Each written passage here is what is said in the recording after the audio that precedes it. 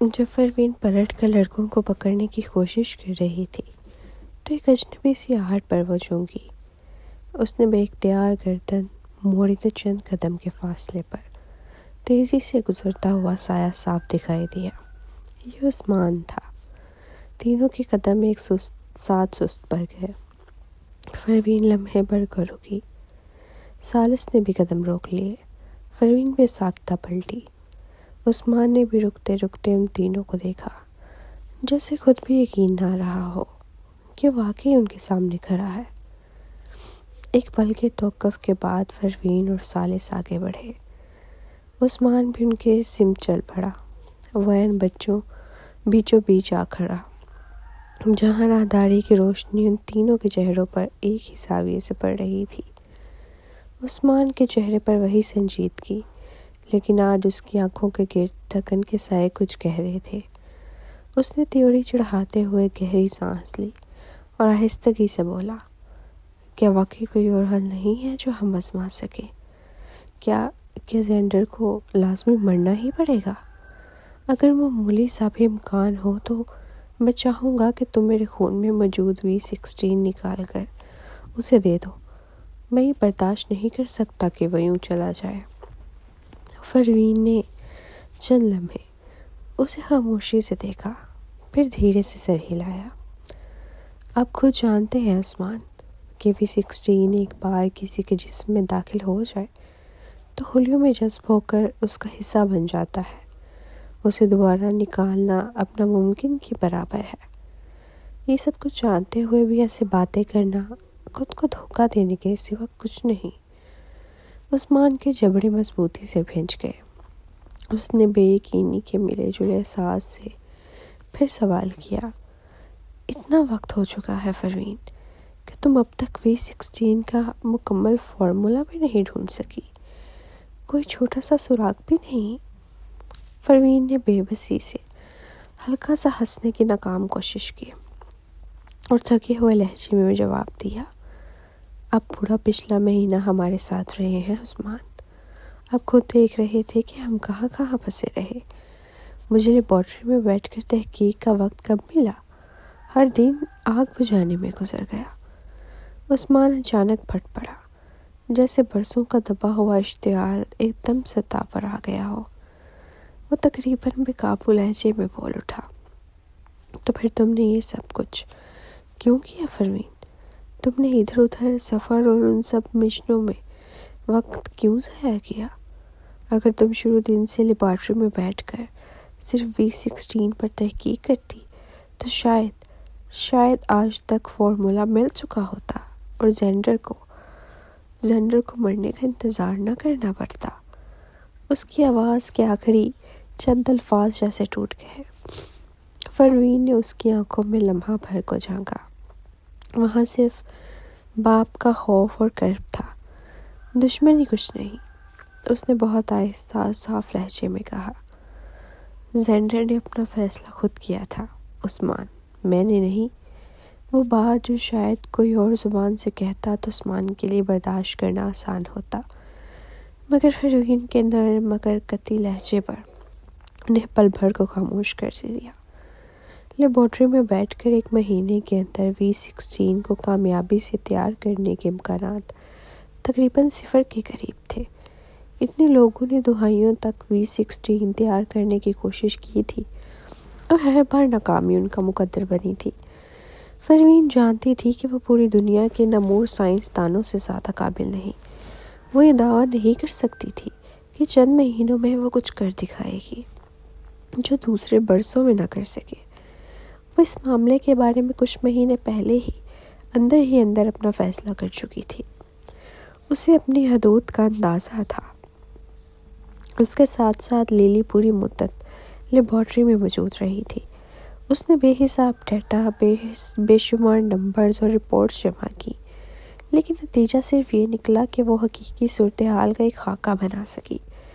جینیاتی تبدیلی اور انسانی خلیات میں اس حد تک مداخلت ان سب کے لیے ابھی بھی نسبتاً نیا شبہ تھا۔ پروین نے پہلے کبھی اس سمت میں سنجیدگی سے کام کرنے کا سوچا ہی نہیں تھا۔ پھر اچانک اتنی بڑی جنگ اپنے سر لینے کا مطلب خود کو جھونکا دینا تھا۔ اس کا جواب سن کر عثمان کے چہرے پر پھیلتی ہوئی سختی آہستہ آہستہ ڈھلنے لگی۔ اسے احساس ہوا کہ ابھی کچھ دیر پہلے اس کا غصہ سراسر غیر معقول تھا۔ وہ اس عورت پر چلاتے رہے جو گزشتہ کتنے مہینوں سے دن رات ان کی فیملی کے لیے لڑ رہی تھی۔ اس نے شرمندگی سے اپنا سر جھکایا اور گہری سانس لی، جس میں تھکن بھی تھی، معذرت بھی اور خوف بھی۔ تینوں خاموشی کے اس ہزار میں ولا کے اندر داخل ہوئے۔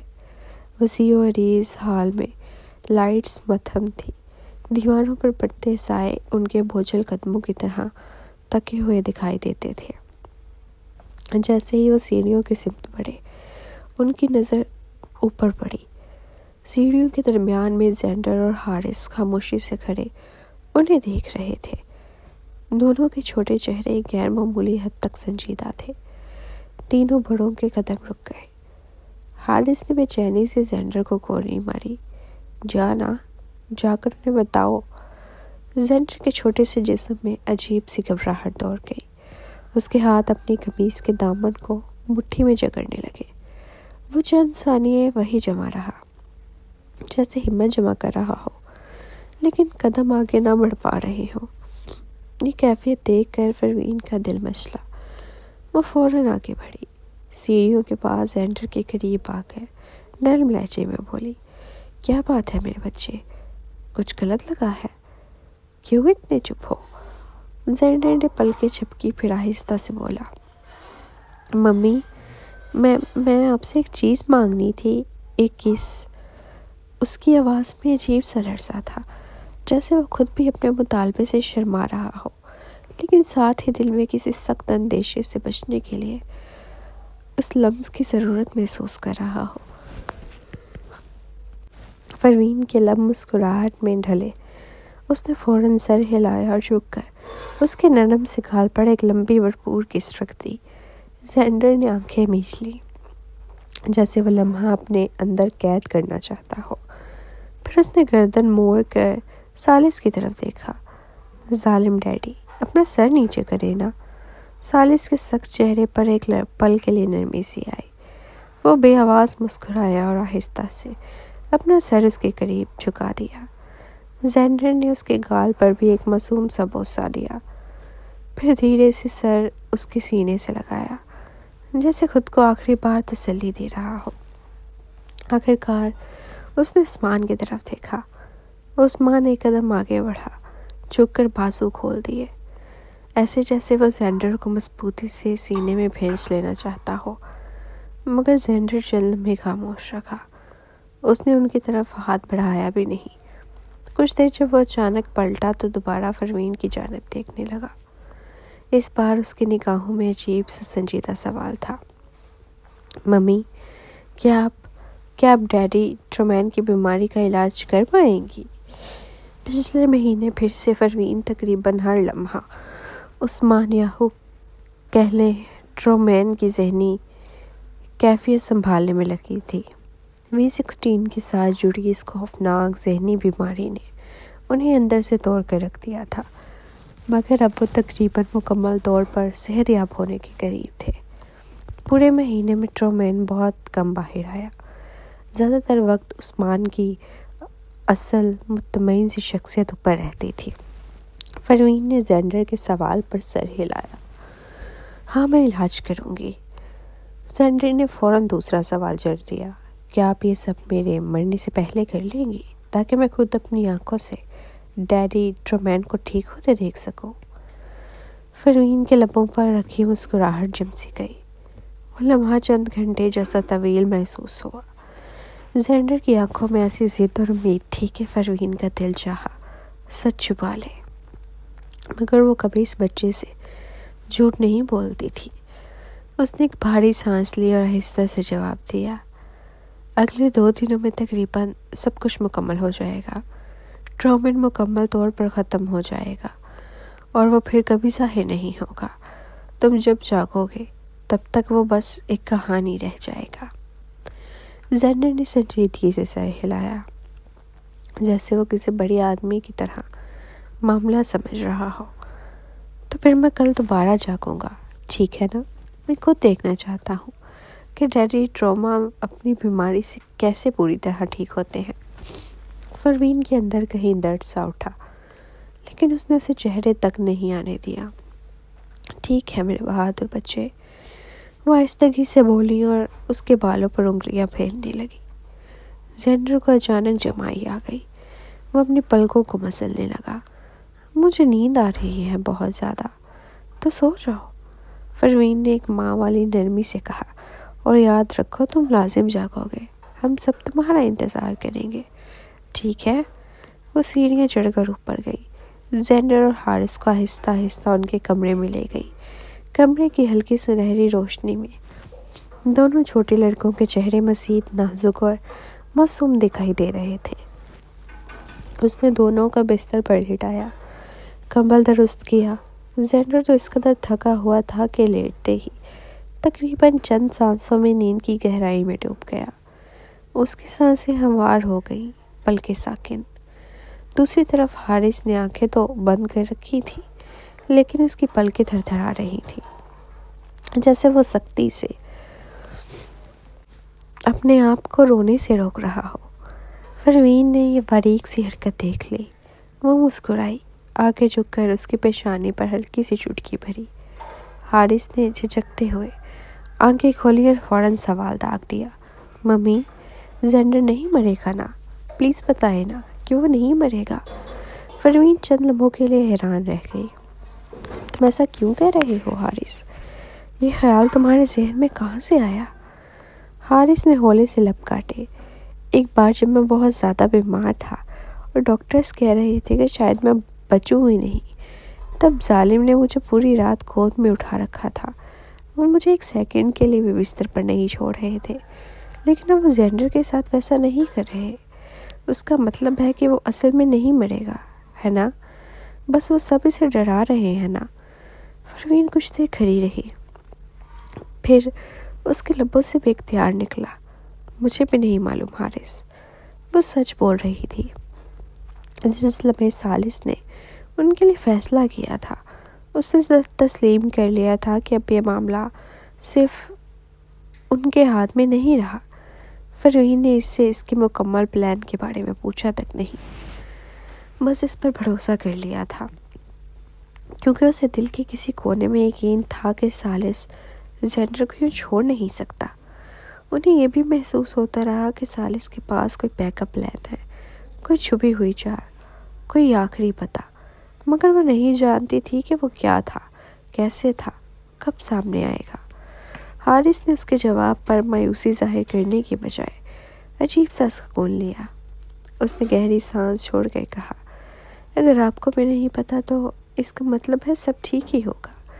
ظالم کے پاس ہمیشہ کوئی نہ کوئی پلان ہوتا ہے۔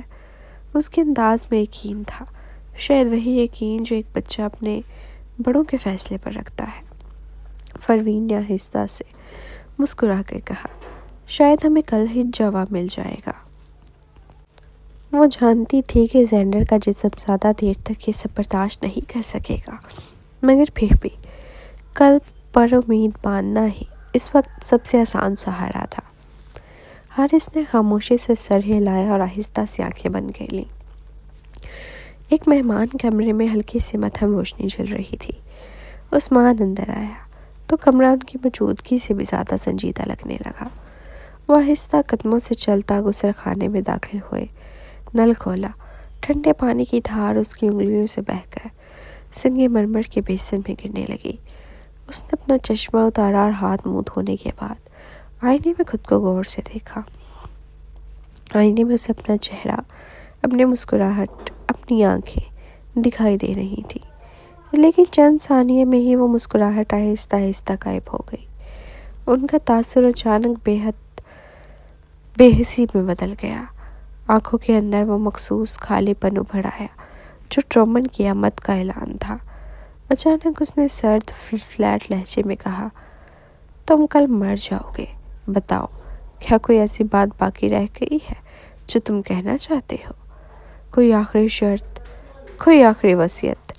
جیسے ہی الفاظ ادا ہوئے पल भर में ही उसके चेहरे पर दोबारा जिंदगी लौट आई। होंठों के गोशे मामूली सी मुस्कुराहट में ढले।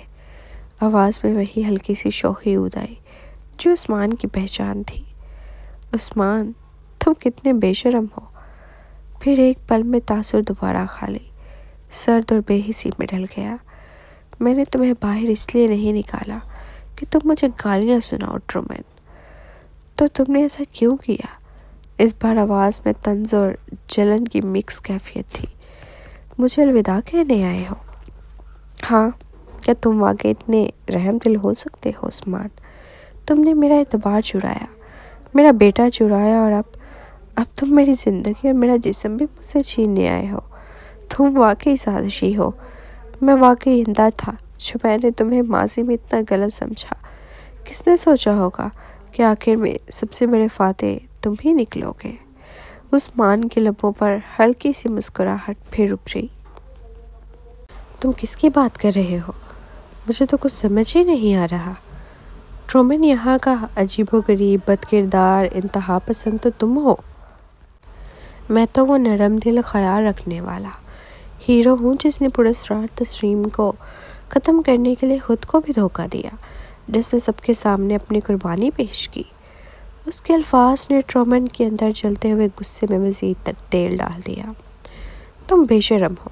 तुमने कौन सी कुर्बानी दी? ख़ुसूसी महकमे में तुम सिर्फ मेरी वजह से गए थे। मैंने तुम्हें भेजा था। हम दोनों ने मिलकर पुराने किंग के खिलाफ लड़ने का प्लान बनाया था। तुम खुद से हीरो नहीं बने। उस्मान का लहजा अब भी तंजिया सुकून से भरा था। अच्छा, वाकई? लेकिन तुमने खुद उसके हुक्मों के सामने कितनी मज़ाहमत की। हर बार आखिर में उसकी मर्ज़ी के मुताबिक ही तो चलते रहे। वैसे भी ये जिस्म तभी महफूज रह सकता है जब मैं इसमें रहूं। अगर तुम ऊपर रहे, अगर तुम सामने आए तो तुम सीधे गिरफ्तार हो जाओगे और तुमने जो कुछ किया है उसके बाद तुम्हें इस दुनिया में कोई जगह नहीं मिलेगी। मगर मैं मुख्तलिफ हूँ। मैं ख़ुसूसी महकमे का मुखबर हूँ। सबकी नज़रों में आज का अच्छा इंसान तुम ट्रूमैन, उन सबके नज़दीक एक घिनौने विलन के सिवा कुछ नहीं। वो चंद लम्हे रुका, फिर मज़ीद नरम मगर जहर भरी आवाज़ में बोला, और डॉक्टर स्मिथ का शुक्रिया। तुम इस सारे अरसे में तकरीबन ज़ाहिर ही नहीं हो सके, है ना? फ़िक्र मत करो, जब तुम ख़त्म हो जाओगे और मुझे इस जिस्म पर मुकम्मल कंट्रोल मिल जाएगा तो मैं तुम्हारी खातिर परवीन को हासिल करने का रास्ता भी ढूंढ लूँगा। मैं जानता हूँ तुम उस छोटी सी ज़िद्दी लड़की से मोहब्बत करते हो, वरना बचपन में तुम उससे मिलने क्यों जाते थे? हाँ? ट्रूमैन की चीख तकरीबन उसके गले से फट कर निकली। उस्मान जिलानी, तुम मेरी छोटी नौकरानी के साथ क्या करने का इरादा रखते हो? वो मेरी नौकरानी है, मेरी, तुम्हारी नहीं। उस्मान की आवाज़ में ठहरी हुई सफाकी थी। तुम्हें परेशान होने की ज़रूरत नहीं ट्रूमैन। अगरचे तुम बुनियादी शख्सियत हो, हकीकत में ये जिस्म मैं ही कंट्रोल करता हूँ। मत भूलो, माजी में तुम चीखते रहे, गुस्सा करते रहे और कोई तुम्हारी आवाज़ सुनने वाला नहीं था। तुम्हारा गुस्सा पुराने किंग के सामने सिर्फ एक मजाक था। अगर मैं ना होता, अगर मैं साथ ना देता तो तुम भी इन्हीं बच्चों की तरह लैब में कहीं मर चुके होते। गुस्सा सिर्फ तुम्हारी नाअहली की निशानी है। वो बेरहमी से हंसा। मैंने आज तुम्हें सिर्फ आज अलविदा कहने के लिए बुलाया है। तुम जितनी मर्जी मुज़ाहमत कर लो, ये सब बेकार रहेगा। तुम अब मुकम्मल तौर पर मेरे काबू में हो। तुम्हारी चीखें, तुम्हारा गुस्सा, तुम्हारी नफ़रत, सब के सब अंदर ही अंदर दम तोड़ देंगे। तुम्हें तो मेरे शुक्रगुजार होना चाहिए था। अगर मैं तुम्हें बाहर ना निकालता तो तुम महज एक गहरी नींद में हमेशा के लिए सो जाते। समझ तक ना आती कि तुम्हारे साथ क्या हुआ। ट्रूमैन के अंदर से जारी हद जैसे धीरे धीरे बह गई। वह अचानक खामोश हो गया। उसे समझ आ रहा था कि उस्मान कई ज़्यादातर बातें सच्ची थी। उस लम्हे उसका सारा गुस्सा वाकई बेफायदा था। हाथ पांव मारने के बावजूद वो कुछ बदल नहीं सकता था। कुछ देर बाद उसने धीमी लेकिन साफ आवाज़ में कहा, ٹھیک ہے، اگر تمہاری ہر بات سچ بھی ہو، اگر میں کل واقعی بغیر لڑے خود کو ختم ہونے دوں، تب بھی میں تم سے ایک وعدہ چاہوں گا۔ وہ کیا ہے؟ عثمان نے لہجے میں معمولی سا تجسس آیا۔ اس خاندان کو مزید کسی نقصان سے بچانا، پروین، ثالث، زینڈر، حارث، ان سب کو تمہاری سازشوں، تمہارے خود غریزیوں سے محفوظ رکھنا ہے چاہیے۔ عثمان کے لبوں پر نرمی سے مسکراہٹ آئی۔ یقیناً میں وعدہ کرتا ہوں۔ وہ تھوڑا سا رکا، پھر چپتا ہوا سوال کیا، لیکن تمہیں مجھ پر اتنا بھروسہ ہے؟ نہیں، ٹرومن کا جواب فوراً اور سچائی سے بھرپور تھا۔ عثمان نے ہنکارا بھرا، تو پھر یہ سب کہنے کی ضرورت ہی کیا تھی میرے عزیز بڑے بھائی؟ ذرا سوچو، اور کیا کہنا ہے تمہیں؟ کوئی اور آخری حضرت؟ ٹرومن نے اپنی مٹھیاں بھینچی۔ اس کے ذہن میں مسلسل یہی فکرہ گونج رہا تھا۔ غصہ نااہلی کا اظہار ہوتا ہے۔ شاید واقعی وہ اپنی ساری زندگی صرف غصہ ہی کرتے رہا، لڑتا رہا، چیختا رہا، مگر صحیح سمت میں قدم اٹھانا کبھی نہ سیکھ سکا، اس لیے آج اس حال میں تھا۔ بظاہر تو اس نے ہی زینڈر اور حارث کو بچایا تھا، لیکن پروین اور ثالث واضح طور پر اس کا سارا سہرا عثمان کو دے رہے تھے۔ زینڈر کی نظر میں بھی شاید ڈیڈی ٹرومن وہی ولن تھے جو سیٹھوں والی زیر زمین کہانیوں میں ہوتے ہیں، اور عثمان وہ اچھے ڈیڈی جو مسکراتے بھی ہیں، توجہ بھی دیتے ہیں۔ اس نے شکست خوردہ انداز میں اپنا سر جھکا لیا، وہ سر جو ہمیشہ تکبر سے اونچا رہتا تھا۔ اچانک وہ بولا، زینڈر اب مرنے والا ہے۔ میں اس بات کو کسی سے نہیں کہوں گا، تمہارے لیے بھی راز رکھوں گا۔ بس مجھے امید ہے کہ تم بھی اسے راز رکھو گے، تاکہ اس دنیا سے جاتے ہوئے کم از کم پریشانی میں کا شکار نہ ہو۔ عثمان نے مختصر سا جواب دیا، یوں سمجھ لو کہ ہم اس بات پر متفق ہیں۔ کچھ دیر خاموشی چھائی رہی، پھر ٹرومین نے مدھم آواز میں کہا، زینڈر کو رامین بہت پسند ہے، کورین نوڈلز۔ میں نے اسے وعدہ کیا تھا کہ میں اسے ایک بار باہر لے جا کر کھلاؤں گا۔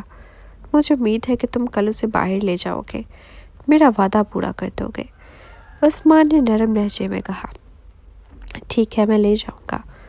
زینڈر ہمیشہ ایک بڑا ہیلیم کا غبارہ مانگتا رہا ہے۔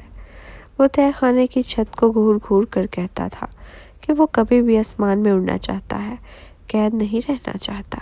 جب تم اسے باہر لے جاؤ تو اسے کے لیے ایک بڑا رنگ برنگا غبارہ بھی خرید لینا، اسے یقیناً وہ اچھا لگے گا۔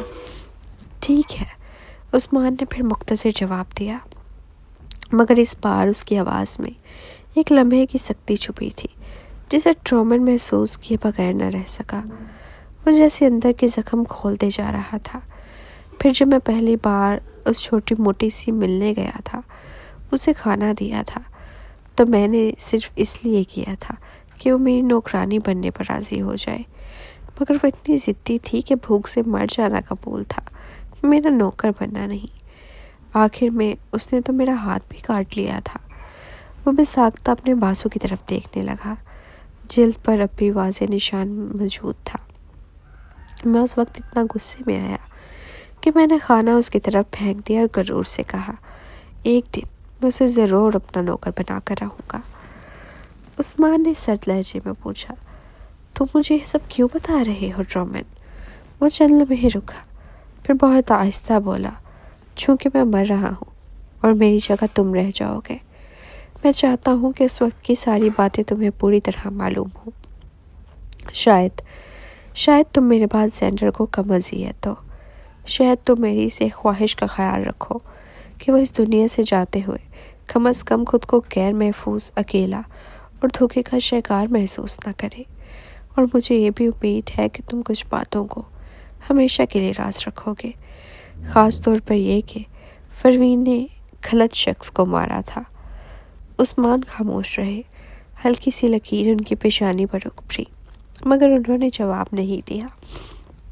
ٹرومن نے بات جاری رکھی، اگرچہ ہم دونوں ایک ہی جسم میں ہیں، لیکن بہت سی چیزیں ایسی تھیں جن سے تم واقف نہ تھے۔ میں نے آج تم کو وہ سب کچھ بتا دیا ہے جو تم جاننا چاہتے بھی نہیں تھے۔ بس یہی امید ہے کہ بدلے میں تم آئندہ ان سب کے ساتھ کھیل نہ کھیلنا، انہیں مزید تکلیف نہ دینا، تم چاہو یا نہ چاہو تمہیں باقی زندگی خصوصی محکمے کی نگرانی میں گزارنی ہوگی، یہ تو طے ہے۔ اس صورت میں تمہیں بتا دیتا ہوں کہ میں نے ان سے کیسے ڈیل کیا، کیا کیا جھوٹ بولے، کیا کیا سودے کیے، تاکہ تم صحیح معنوں میں عثمان بن کر جی سکو۔ وہ ایک تھکی ہوئی سانس لے کر بولا، اور یہ بھی کہنا تھا کہ اس وقت جب میں لیبارٹری میں پاگل ہو رہا تھا، بھائی بہنوں کو مرتے دیکھ رہا تھا اور تم اچانک ظاہر ہوئے تھے، تم نے شاید مجھے واقعی بچا لیا تھا۔ کم از کم اس لمحے تو تم میرے دشمن نہیں تھے۔ اس وقت پراسرار تنظیم کی لیب میں جب ٹرومن نے اپنے سارے ساتھیوں کو ایک ایک کر کے تڑپ تڑپ کر مرتے دیکھا، وہ پاگلوں کی طرح ہر چیز توڑنے پر اتر آیا تھا۔ وہ متشدد بھی تھا، بے بس بھی۔ اسی وقت عثمان ان کے شعور میں ابھرا۔ اس نے ایک مختلف راستہ دکھایا، لڑنے کی بجائے کھیلنے، قابو پانے، انتظار کرنے کا راستہ۔ عثمان کے آنے کے بعد ہی ٹرومن نے براہ راست بغاوت ترک کر کے خاموش جنگ شروع کی۔ نتیجہ یہ ہوا کہ وہ واحد زندہ بچنے والا قرار پایا، پرانے کنگ کی نظروں میں آیا اور تنظیم کا وارث بن گیا۔ پرانا کنگ چاہتا تھا کہ وہ موٹی کے ساتھ بچہ پیدا کرے، لیکن ٹرومن اپنی ضد اور نفرت میں اس کی طاقت نہیں کرنا چاہتا تھا۔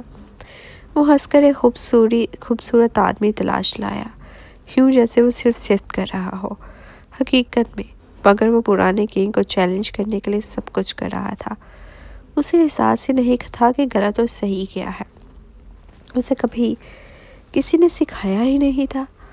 زاویہ بدلتے ہی ہمیں سمجھ آتا ہے کہ وہ باہر والوں کے مطابق ایک چھوٹا شیطان ضرور تھا، لیکن اندر سے وہ صرف ایک ایسا بچہ تھا جسے کبھی کسی نے بھلائی اور برائی کا فرق سکھایا ہی نہیں۔ اس لیے زینڈر، جو کہ ان کے زیر نگرانی بڑا ہوا تھا، اس کی شخصیت میں بھی زیادہ معصومیت اور خطرناک بے خوفی سب ایک ساتھ جمع ہو گئی۔ دوسری طرف عثمان تھا، مسکراتے ہوئے منافق۔ وہ برابر مسکراہٹ کے پیچھے سب کچھ چھپا لیتا، مگر اندر سے چلاک اور حساب گر تھا۔ اس نے ہی ٹرومن ہونے کا ڈھونگ رجا کر پروین سے V16 چھینا، اور اسی بہانے اس نے اپنی ذہنی بیماری کا علاج بھی کروایا تاکہ جسم پر پوری طرح قبضہ حاصل کر سکے۔ وہ پشت پر خفیہ دوا لیتا رہا، جس کے باعث دونوں شخصیات کے درمیان توازن بگڑتا گیا اور اطاعت کا پلڑا آہستہ آہستہ عثمان کے حق میں جھکتا چلا گیا۔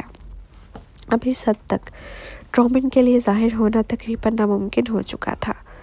عثمان نے ٹرومن کی طویل کہانی سننے کے بعد نرم سی مگر حقارت بھری مسکراہٹ کے ساتھ کہا، تو تم یہ سب اس لیے سنا رہے ہو کہ میں تمہیں زینڈر سے الوداع کہنے دوں؟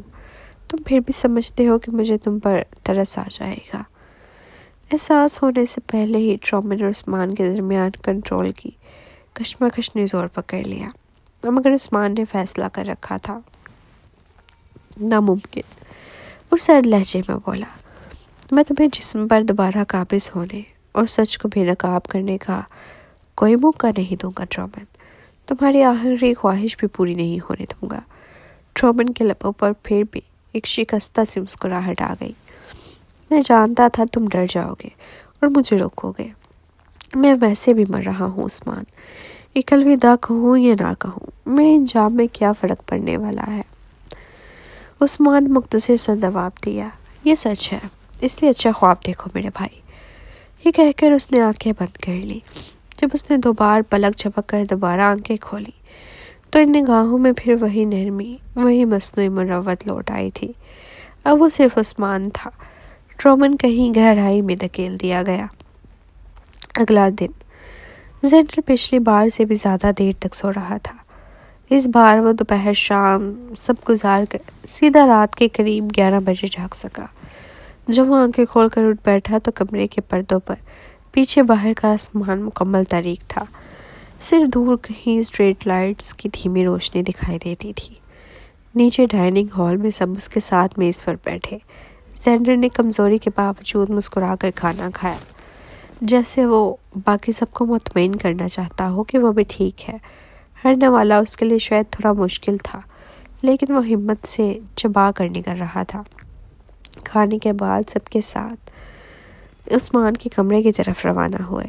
خاموشی سب کے گرد ایک موٹی دیوار کی طرح لپٹی ہوئی تھی۔ کمرے میں داخل ہوتے ہی زینڈر کی نظر سب سے پہلے میز پر پڑی۔ وہاں ایک ڈھکن والا برتن رکھا تھا، جیسے کوئی خاص ڈش اس کے انتظار میں ہو۔ عثمان نے میز کی جانب ہاتھ بڑھا کر اشارہ کیا۔ زینڈر، یہ تمہارے لیے ہے۔ زینڈر اپنے قدموں میں رک گیا۔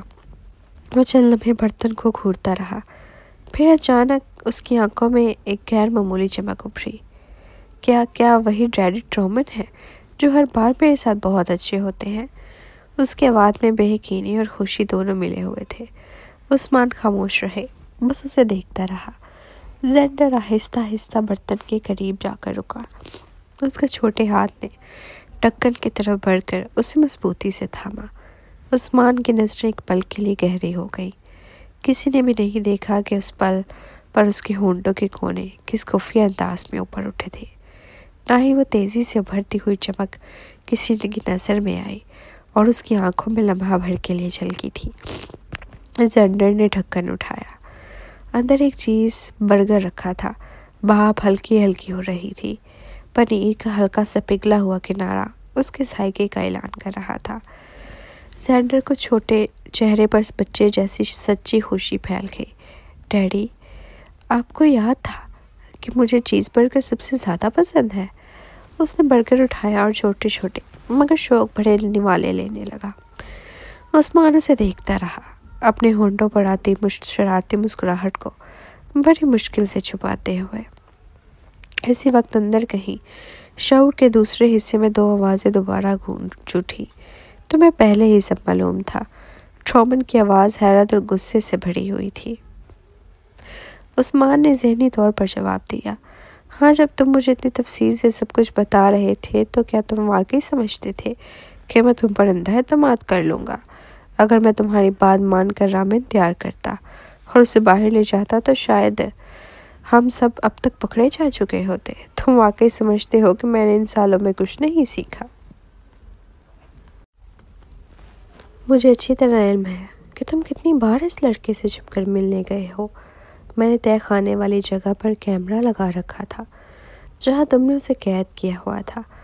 ہر لمحہ میں سب دیکھتا رہا ہوں۔ ٹرومن ایک لمحے کو ساکت رہ گئے۔ عثمان نے بات جاری رکھی، پرانے حساب کتاب جاننے کی ضرورت ہی کیا ہے اب؟ تمہارا اور فروین کا جو بھی ماضی تھا وہ بس تمہارے ذہن میں رہ جائے گا۔ میرے لیے اب صرف اتنا کافی ہے کہ اس وقت وہ میرے ساتھ ہے، باقی سب کہانیوں کی طرح مٹ جائے گا۔ ٹرومن غصے سے لرز گیا۔ تم بے شرم ہو، وہ میری چھوٹی نوکرانی ہے، میرا بیٹا ہے، تم دونوں کو مجھ سے چھین لیا۔ عثمان نے بے پرواہی سے ہنکارا بھرا۔ ٹرومن، چاہے وہ فروین ہو یا زینڈر، دونوں اب میرے ہیں۔ تمہارا وقت ختم ہو گیا ہے۔ اندرونی جنگ کے باوجود باہر کمرے میں خاموشی قائم رہی۔ عثمان نے آخر کار آنکھیں کھولی اور فروین کی سمت دیکھا۔ تو آخری سوئیوں کا سیشن ہے؟ جی، فروین نے سر ہلا کر جواب دیا۔ وہ آہستہ آہستہ چلتی ہوئی میز کے پاس آئی، وہاں سے ایک چاندی کی باریک سوئی اٹھائی۔ ان کی انگلیوں کی گرفت مضبوط تھی، لیکن ہاتھ کی حرکت بے حد محتاط، نرم اور ماہر تھی۔ اس بار تھوڑا زیادہ وقت لگ سکتا ہے اور آپ شاید سو بھی جائیں گے، اس نے پرسکون لہجے میں بتایا۔ اگلی بار جب آپ جاگیں گے وہ ہمیشہ کے لیے جا چکا ہوگا۔ ٹھیک ہے، عثمان نے مانوس سی مسکراہٹ سے مسکرا کر کہا۔ وہ سوئیوں کے لیے مخصوص بنائے گئے بستر پر آہستہ سے لیٹ گیا، دونوں ہاتھ سینے پر رکھ کر آنکھیں بند کر لیں۔ وہ سوچ کر ابھی ٹرومن مکمل طور پر ختم ہو جائے گا، وہ اچھے انسان کے روپ میں اس جسم کا واحد مالک بن جائے گا۔ اس کے چہرے پر عجیب سا سکون ابھرا۔ فروین نے پہلی سوئی احتیاط سے اس کے سر میں پیوست کی۔ عثمان نے آنکھیں بند کیے ہوئے اس کی آواز بہت قریب سے سنی، جیسے کوئی لوری سنا رہا ہو۔ سو جائیں آرام سے، وہ نیم گنودگی میں مدھم آواز میں بولے۔ فروین، کیا میں نے کبھی آپ کو بتایا کہ میں بھی آپ سے محبت کرتا تھا؟ فروین نے اس اعتراف پر کوئی جواب نہیں دیا، بس ایک اور سوئی پرسکون مہارت سے اس کے پوائنٹس میں لگا دی۔ نیند کی گرفت گہری سے گہری ہوتی چلی گئی۔ بے ہوشی کے آخری کنارے پر اسے ذہن کے اندر ٹرومن کی چیخ ابھرتی سنائی دی، ہیجان سے بھری ہوئی۔ بے شرم، تم بے شرم ہو عثمان، تم بے شرم ہو۔ عثمان کے ہونٹوں کے کونے کا آخری فقرہ مسکراہٹ میں اٹھے۔ الوداع ٹرومن۔ ٹرومن شعور کے اندرونی خلا میں پھنس چکا تھا۔ اسے ایسا لگ رہا تھا جیسے پوری زندگی اس کے سامنے کسی فلم کی طرح چل رہی ہو۔ پیدا ہوتے ہی وہ لیبارٹری کے ٹھنڈے بستر پر ڈال دیا گیا تھا، جہاں جین سیرم کے انجیکشن اس کے ننھے جسم کو مسلسل اپنی گرفت میں رکھتے۔ سفید کوٹوں والے لوگ ان کے جسم کے رد عمل کو نوٹ کرتے، رپورٹس بناتے، جبکہ وہ سوچتے کہ شاید دنیا بس اتنی سی ہے، تکلیف، تجربے، ٹھنڈے کمرے اور خاموشی چیخوں سے بھری ہوئی۔ اس ننھے لڑکے کو نہیں معلوم تھا کہ باہر کی دنیا میں بچے کیسے کھیلتے ہوں گے، اسکول کیسے ہوتے ہوں گے، ماں کی گود کیا ہوتی ہے، باپ کے کندھے پر بیٹھ کر ہنسنا کیسا ہوتا ہے۔ اس کے لیے تو زندگی کا مطلب صرف ایک ہی تھا، برداشت کرنا۔ وہ سمجھتا تھا کہ پیدائش کا مقصد ہی تکلیف سہنا ہے، کیونکہ اس کے آس پاس جتنا بچے تھے سب اسی انجام سے گزر رہے تھے۔ ماہ کے مہینے ایک جیسے گزرتے رہے۔ اسے یاد نہیں رہا کہ کب کون سا جین سیرم اس کے اندر داخل ہوا۔ پھر ایک دن ایک انجیکشن نے اسے اندر تک چیر ڈالا۔ وہ درد برداشت نہ کر سکا۔ اسے لگا کہ وہ مرنے والا ہے۔ یہی وہ لمحہ تھا جب اس کے سر کے اندر ایک نئی شخصیت آہستہ آہستہ بننے لگی۔ عثمان اس سے مختلف تھا۔ وہ حساب گر تھا، لوگوں کو پہچاننے کی صلاحیت رکھتا تھا۔ موقع دیکھ کر خاموش وقت پر بولتے، وہ جانتا تھا کہ کس سے کیسے بات کرنی ہے۔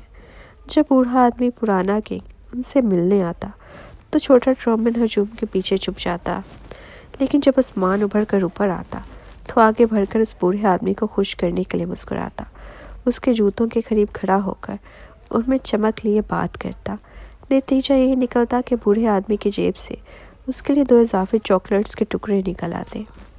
اسی طرح آہستہ آہستہ دونوں کے درمیان تبدیلی کا ایک غیر محسوس سلسلہ شروع ہوا۔ پھر ایک دن جب بوڑھے آدمی کو پتہ چلا کہ ٹرومن کو ذہنی بیماری ہے تو اسے خصوصی علاج دیا گیا۔ ہر خطرناک سیرم، ہر نئے تجربے کے وقت پراسرار تنظیم اس پر خصوصی نظر رکھتی، اسے مرنے نہیں دیتی تھی۔ وہ سالوں کے امتحانوں سے گزر کر آخرکار واحد زندہ بچ جانے والا بن گیا، جبکہ اس کے ارد گرد کے سارے بھائی اور بہن ایک ایک کر کے ختم ہو گئے۔ تنہائی نے اسے عثمان کے قریب کر دیا۔ اس نے عثمان کو اپنا اصل بھائی سمجھ لیا، وہ بھائی جو جسم کے اندر رہتا تھا مگر موقع ملتے ہی اسے سہارا بھی دیتا تھا اور دھکا بھی۔ جب V15 کا انجیکشن لگا اور بوڑھے آدمی نے اعلان کیا کہ تنظیم کا وارث ٹرومن ہے جبکہ عثمان محض مددگار، تو شاید اسی لمحے کہیں اندر حسد کا پہلا بیج بھی پڑا، جسے دونوں نے برسوں تک نظر انداز کیا، لیکن وہ بڑھتا رہا۔ وقت کے ساتھ انہوں نے V16 کی تلاش شروع کی۔ ٹرومن اپنی جذباتی طبیعت کی وجہ سے ہر بات میں جلد بازی کرتا اور عثمان اسے روکنے کی کوشش کرتا، کبھی کبھی کامیاب ہوتا، کبھی اکثر ناکام رہتا۔ اب جب وہ ساری زندگی کو پیچھے مڑ کر دیکھ رہے تھے تو انہیں صاف دکھائی دے رہا تھا کہ کون سی غلطی کب اور کیسے ہوئی۔ اسی تکلیف بھی تھی اور عجیب سا سکون بھی۔ شاید واقعی اس دنیا میں صرف عثمان جیسے ذہین اور سازشی لوگ ہی زندہ رہ سکتے ہیں۔ یہ سوچتے ہی اس نے آنکھیں بند کر لیں۔ الوداع عثمان، الوداع زینڈر۔ اگلی دنیا میں اگر ڈیڈی ٹرومن تمہارے ساتھ ہوں تو تمہیں کسی سے ڈرنے کی ضرورت نہیں ہوگی۔ الوداع چھوٹی موٹی۔ اس کے شعور نے آہستہ آہستہ خود کو سمیٹنا شروع کر دیا، جیسے کوئی لہر ساحل سے واپس سمندر کی گہرائی میں لوٹ رہی ہو، اور پھر سب خاموش ہو گیا۔ وہ سمجھا تھا کہ وہ کبھی نہیں جاگے گا، مگر اس کی آنکھیں کھل گئیں۔ چپتی ہوئی تیز روشنی سیدھی اس کی آنکھوں میں پڑی، سب کچھ سفید چمکدار، تکلیف دہ۔ اس نے فوراً اپنا ہاتھ اٹھا کر چہرے پر رکھ لیا۔ یہ کون سی جگہ ہے؟ میں کہاں ہوں؟ کیا میں مر گیا ہوں؟ خیالات ابھی پوری طرح ترتیب بھی نہیں پائے تھے کہ انہیں سائڈ سے کسی کی آواز سنائی دی۔ ڈیڈی ٹرومن، کیا یہ واقعی آپ ہیں؟ ٹرومن نے چونک کر دوسری طرف دیکھا۔ زینڈر وہاں کھڑا تھا، زندہ، سانس لیتا، آنکھوں میں چمک لیے۔ زینڈر، تم یہاں کیوں ہو؟ کیا تمہاری بیماری دوبارہ اتنی بڑھ گئی کہ تم اس سے پہلے اگلی دنیا میں پہنچ گئے؟ زینڈر کے ہونٹوں کے کونے کھنچ گئے۔ وہ بے بسی سے سر کو ہلکا سا جانب موڑ کر بولا، لگتا ہے واقعی یہ ڈیڈی ٹرومن ہی ہے۔ پیچھے سے ایک دھیمی مانوس مگر مضبوط آواز ابھری۔ ہاں، جب تک ہم نے غلط شخص کو نہیں پکڑا سب ٹھیک ہے۔ ٹرومن کی حیرت دو چند ہو گئی۔ اس بار اس نے متوجہ ہو کر دیکھا تو زینڈر کے برابر پروین کھڑی نظر آئی۔ وہ حیرت سے دہل گیا۔ چھوٹی نگرانی، تم بھی مر گئی؟ تم بھی یہاں ہو؟ سنیپ، پروین نے ہاتھ بڑھا کر روشنی بند کر دی۔ کمرے میں نیم تاریکی پھیل گئی۔ اس نے اکتاہٹ بھری آواز میں کہا، تم ابھی زندہ ہو اور میں تمہاری نوکرانی نہیں ہوں۔ ٹرومن نے جیسے یقین ہی نہ کیا ہو۔ اس نے گھبرا کر اپنے ہاتھوں کو دیکھا، پھر اپنے گال کو چٹکی سے دبایا۔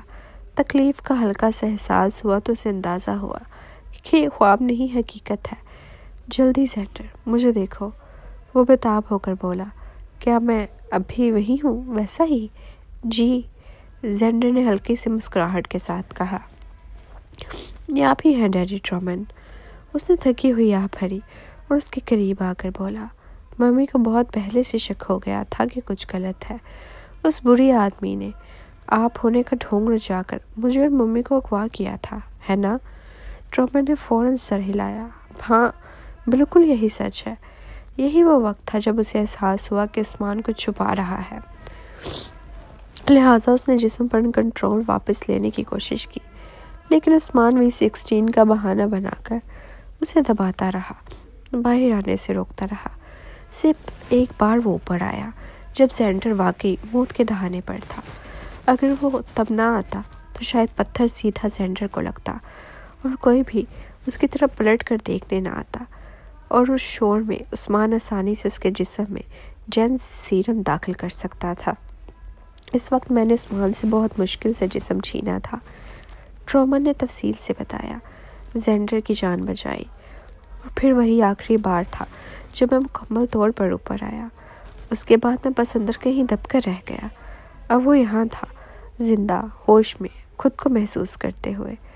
اس نے حیرت سے پروین کو دیکھا، پھر اچانک تیوری چڑھا کر طنزیہ مسکراہٹ کے ساتھ بولے، میری چھوٹی نوکرانی، تم اور ثالث واقعی بہت بے فیاض نکلے۔ تم نے واقعی V16 کا انجیکشن مجھے لگا دیا کہ تم اپنے بیٹے کو چھوڑ رہی ہو۔ تم دونوں ماں باپ کہلانے کے قابل نہیں ہو۔ عثمان نے جب یہ بات کہی تھی تو وہ بناوٹ سے بھرے ہوئے تھی، نرم افسوس کے پیچھے چھپی سازش، لیکن ٹرومن کے لہجے میں بھی ساختگی، کرب اور مایوسی کے ساتھ ساتھ ایک عجیب سا سکون بھی تھا، جیسے وہ کم از کم سچ بول رہے ہوں۔ ایک عام انسان کی فطری نیچر واقعی یہی ہوتی ہے، بناوٹی مسکراہٹیں نہیں۔ پروین نے نگاہ جھکا لی، اس کی پلکوں کے سائے گالوں پر لرزے۔ ثالث سے ایک قدم آگے بڑھا۔ اس نے زینڈر کے کندھے کو تھام کر اسے ٹرومن کے قریب کیا، پھر اسے سب کے درمیان ایک اہم سوال پروین سے کیا، عثمان اب کبھی باہر نہیں آئے گا، ہے نا؟ ہاں، پروین نے آہستگی سے سر ہلایا۔ اب وہ کبھی ظاہر نہیں ہوگا۔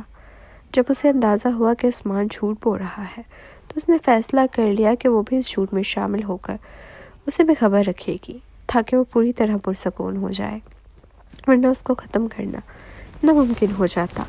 کسی بھی شخصیت کو مٹانے کے لیے سب سے پہلی شرط اس کا ذہنی طور پر ڈھیلا پڑ جانا ہے۔ عثمان کو یہی وہ مہلت دے چکی تھی۔ زینڈر نے گھبرا کر پوچھا، وہ کبھی بھی نہیں آئے گا؟ واپس نہیں لوٹیں گے؟ پروین چند لمحے خاموش رہی، پھر بولی، شاید نہیں، جب تک کہ ٹرومن خود اپنے اندر کوئی نئی شخصیت نہ بنا لے، جس کے سار اس وقت کم از کم ظاہر نہیں تھے۔ زینڈر نے سکون کی سانس لی۔ ثالث نے اس کے چہرے کی طرف دیکھا، پھر ٹرومن کی آنکھوں میں دیکھا، گہرا سا یقین مثبت کرتے ہوئے سر ہلایا۔ تم نے اپنی ممی کی بات سن لی، اب تم یقین کر سکتے ہو، ہے نا؟ چلو ایک دوسرے سے الوداع کہہ لو۔ زینڈر کے پاس وقت کم رہ گیا ہے۔ یہ جملہ سنتے ہی ٹرومن کی آنکھوں کی روشنی جیسے تھوڑی مدھم پڑ گئی اور زینڈر کی آنکھوں میں پہلی بار کھلے عام خوف کی جھلک نظر آئی۔ وہ اب ایک بچہ تھا، چاہے جتنا بہادر دکھنے کی کوشش کر لے، موت سے ڈرنا اس کے لیے بہت فطری تھا۔ لیکن اب اس ڈر کے باوجود اپنے لہجے کو مضبوط بنانا تھا، اپنے ممی ڈیڈی کے سامنے اور اپنے ڈیڈی ٹرومن کے سامنے بھی۔